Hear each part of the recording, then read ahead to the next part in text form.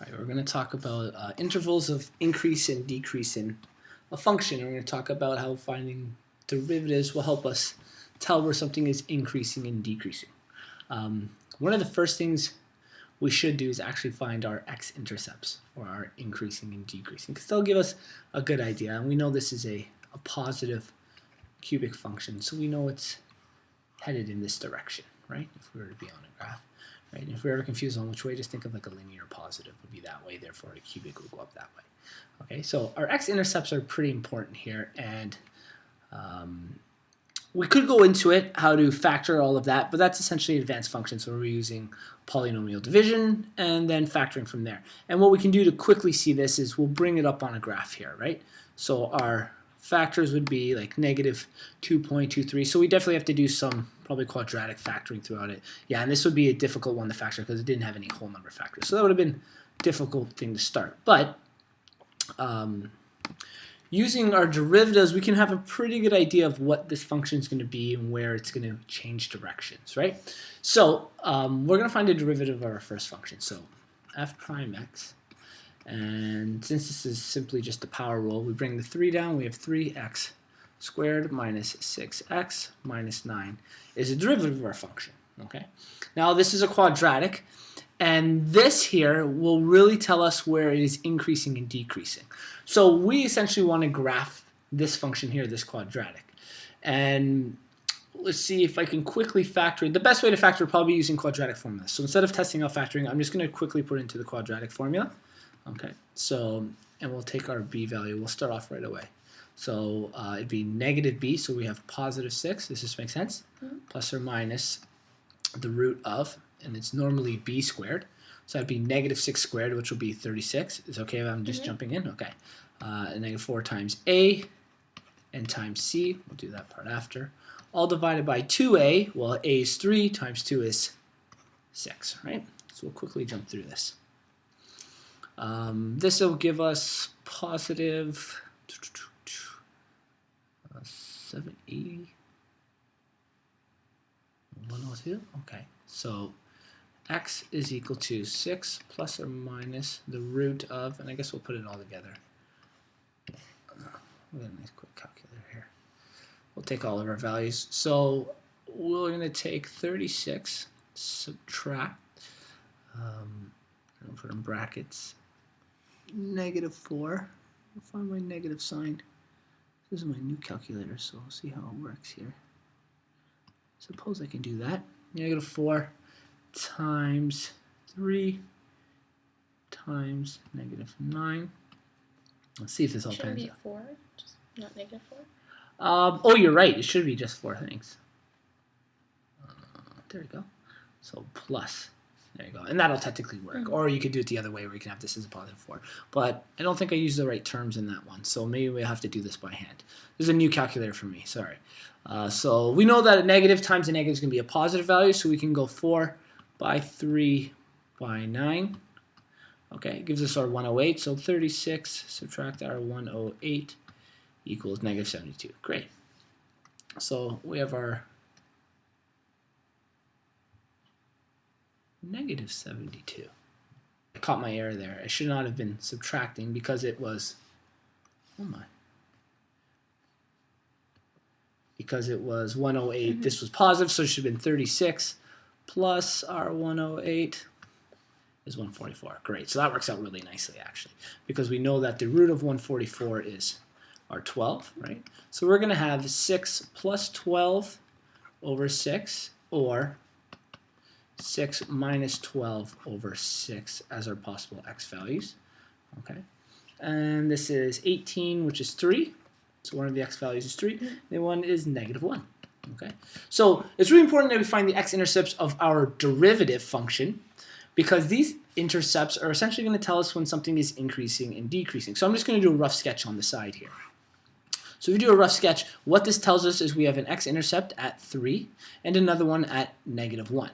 Now when we quickly look at it, because it's a positive quadratic, we know that it's opening upwards. So it has this effect to it.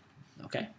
So what the derivative is telling us is anytime we're in the positive zone, so anytime we're above, okay, this would be considered our positive zone, that's when our original function would be increasing.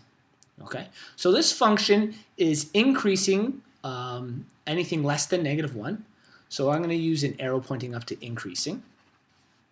Okay, so this function increases when x is less than -1. We'll take a look at it again. When x is less than -1, okay? And when x is greater than 3. And they probably are going to write this two separate ones when x is greater than 3, okay?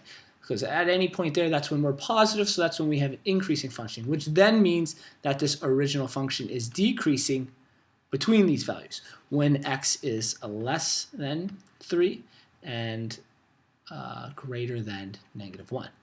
Now, at these points is when because we're finding the slope of the tangent, this is when the tangent is 0. So in other words, that's like an inflection point where it's kind of changing our directions, okay? And that makes sense if we're increasing, decreasing. So using just that information, I'm going to try to draw a rough sketch of our original function, okay? So if this is our graph, let's see if I can use that. Remember, we said that x is increasing. So we said it was increasing when x was less than -1, okay? And x is also greater than 3, it was increasing. And we said it was decreasing between those values, okay? -1 and 3. So we're going to use these points here. We already know that our function, because it's positive, is upward slope. So this cubic function does something like that. And these points are going to be the points where we're changing from increasing to decreasing. So when I quickly sketch this idea, okay, you know, this is not a perfect sketch because we didn't really talk about the x-intercepts or anything, but we know that this point here is when here we're increasing at this point. Okay, we'll use red to use increasing. And at this point, this is when we have a 0, when we're changing, and that is in our derivative at our -1. That's where it's equal to 0, and that's because the slope of the tangent is 0 at that point. So at -1, it changes directions. From -1 all the way down to here, this point being the x value of 3, it's decreasing. And then again, we said it was increasing from 3 forever on, right? So these are positive, this is our increasing idea, and this is our decreasing idea. So just from the derivative of the function, we're able to do a rough sketch of what it looks like. And we'll bring up an actual graphing calculator to see how close we were to that. And so here's our original function. We don't need these points. Sorry, we do need those points. What am I talking about? Our -1, like we said, is where it changes direction, and our +3 is where it changes direction again. And the derivative of our function right here, that intercept, explains where it's changing directions in our original function, and again where it's changing directions. So anything below that was a negative value, anything above was positive, positive meaning increasing, then decreasing, then increasing again. Does that idea make sense? Okay. So let's say they gave us this idea here in our example 2, where they only gave us some parameters. F prime x, or derivative, is greater than 0 when x is less than 3, okay? And f prime x is less than 0 when x is greater than 3. That's the only point. So essentially what it's saying is that it's positive, right? F prime x being greater than 0 is positive to the left of the x value of 3. So we're positive over here, right? This is our positive idea. And then at 3, I assume it crosses the x-intercept, and then it says that we're less than 0 when we're greater than 3, to the right of 3. I guess I should use other colors to mimic red being positive, and we'll use blue being negative, kind of like temperature to help us out with this idea. Okay? So it's a negative here. So because it only has that one change, what this is saying is our derivative is a linear function. Okay, and whenever we derive a function, we're essentially dropping the degree of the function by 1 for the most part. So the degree of this function would be technically to the power of 1, okay, which means we don't talk about antiderivatives, but the original function, so whatever f at x is, its degree must be to the power of 2 at this point. And this 3 is our point where it's changing directions, right? It's increasing, increasing. Yeah, so it's increasing and then decreasing. Yeah, okay, so that makes sense. So if it's increasing and then decreasing, what's happening here, and we don't know if what x-intercepts this might have, yet at least, but we do know at the point of 3, coming from left to right, this is a quadratic. So if it's increasing, that means it's heading upwards and upwards and upwards. The vertex is at 3. That's where the tangent of the function we said was 0, so that's where it must change. And then it's decreasing, decreasing, decreasing after 3.